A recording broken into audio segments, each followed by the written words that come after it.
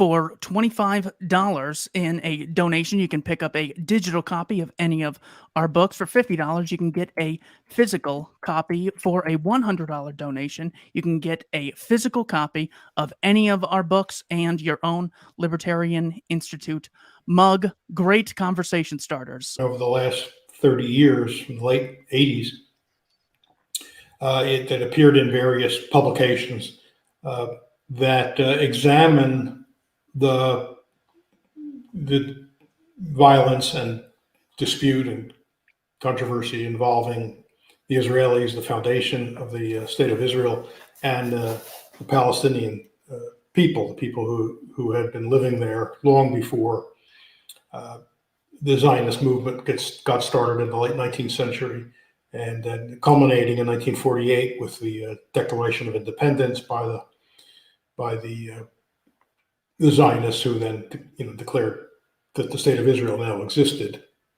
And I try to take a close look at it from, obviously from a libertarian perspective, which is how I would be expected to look at things. And the thing I argue is that the Palestinians are overwhelmingly the aggrieved party.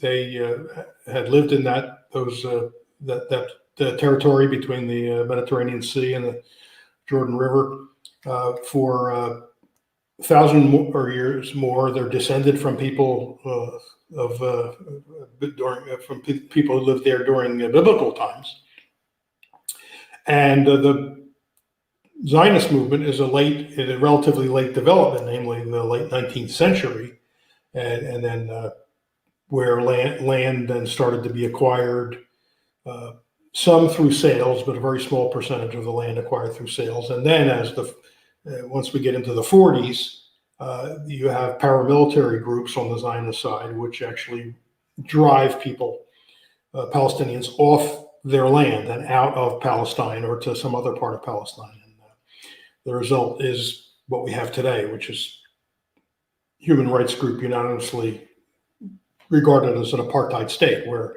Palestinians who are living within territory controlled by the State of Israel are not equal rights. They range from third-class citizens to non-citizens, depending on what part of the country and the territories we're talking about. This is so important because it's one of the myths that I was certainly taught many moons ago, that the Palestinians more or less voluntarily left the land, knowing that Arab countries would come in response, push the Jews into the sea, and then they would have this land for the rest of them.